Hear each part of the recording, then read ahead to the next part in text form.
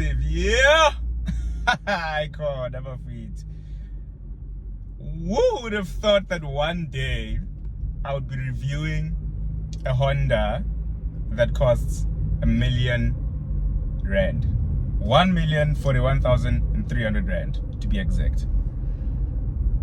Wow, we are so doomed as a nation, and that's putting it mildly. Anyway, guys, as you've seen in the caption, I'm driving the Honda CR-V. This is the range topping executive model, and yeah, elephant in the room, it costs R1 million now. Base price is at 959,000 rand, and let me just quickly do the cost of ownership for you before I even go too far, but it's expensive.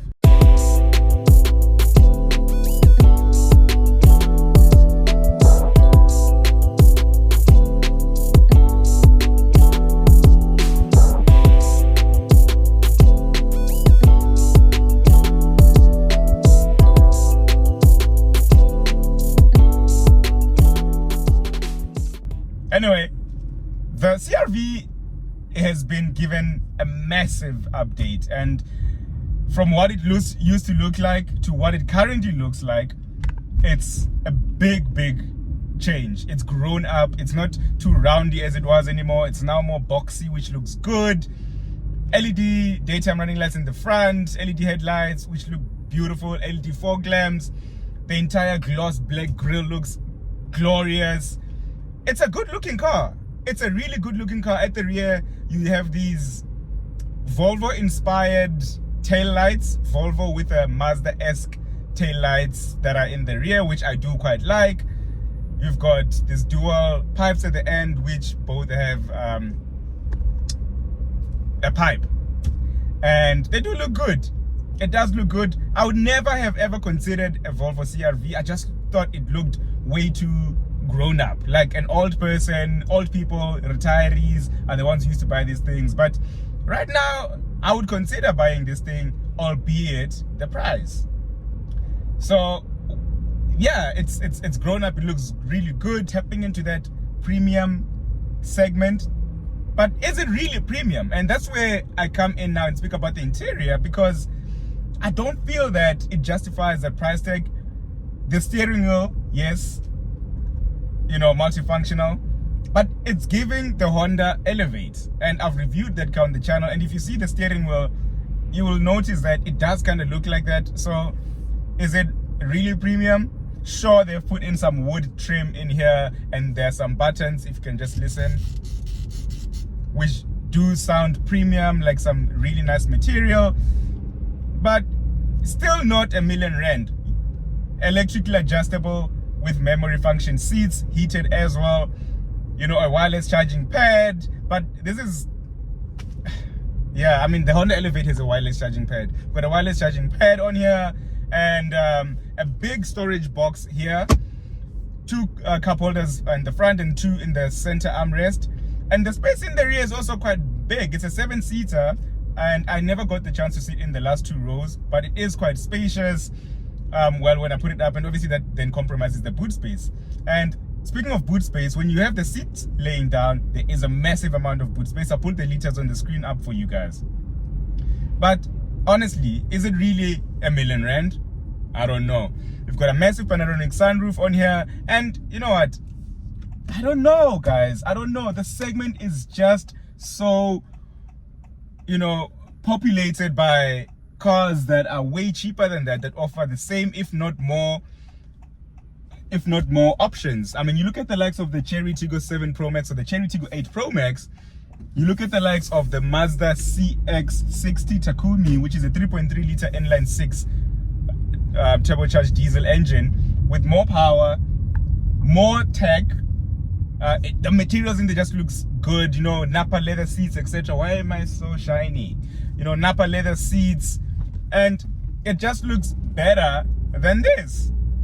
So I don't know if Honda did it right. And before you say no, because this is imported in here and import duties, etc., all the cars I've mentioned are all imported, and they're somehow still cheaper. I mean, if I'm going to go bar to bar or par on par in terms of the CX-60 as well as this, the CX-60 has a bigger powertrain. it looks better, it feels better to drive than here. So I don't know, guys. I really don't know. I really don't know if Honda did it right. It's a good looking car, and unfortunately I can't keep just saying it's a good looking car to the consumer. Like, what else are you getting for R1 million? Like a 1.5 liter engine? I don't think that's right. I really don't think that's right. So I do think that, and you're going to hear me say this a lot in the video, they need to go back to the drawing board in terms of pricing. And yeah, right now I think that Elevate is the product that's likely to sell way better. Hell, this is closer priced to a Honda Civic Type R. You get, and obviously yes, I'm comparing pairs with apples, but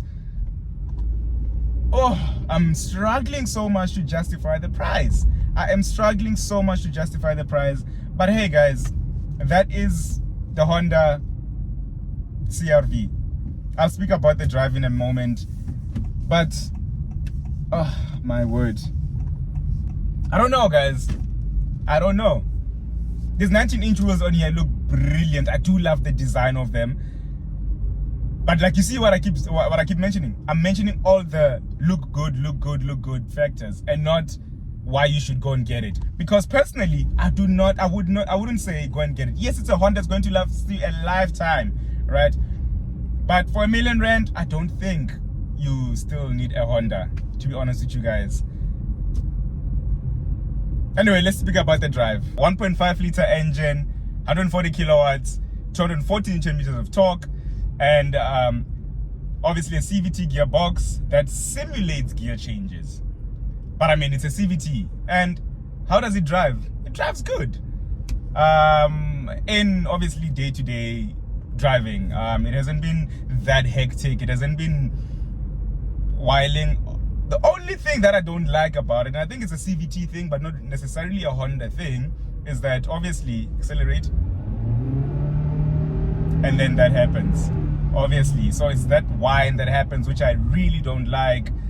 But that's about it. I think it's got great sitting positions. You can obviously adjust it to however you want to be comfortable, and I've been comfortable. The cabin is comfortable for even the people who have been passengers in this car. Is it worth R1 million? Is the power plant worth R1 million? I don't think so. I certainly do not think so. But is it a good drive? 100% it's a good drive. Just not worth R1 million. Comfortable drive.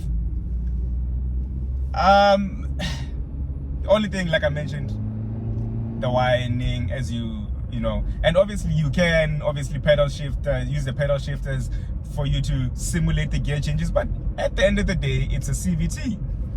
Now, it doesn't feel underpowered. Yes, it's a 7-seater. I haven't loaded it up with obviously a lot of people for me to determine if it's really overpowered or not, or underpowered, but it's been okay throughout the daily commutes that I've done. I've done airport runs, and it's been good. It's been good to me. But not for R1 million, guys. I'm so sorry. So overall, the drive is great. And what do I think about it overall? It's a good looking car. Is it worth R1 million? Absolutely not. Should they go back to the drawing board in terms of their pricing? 100% they should.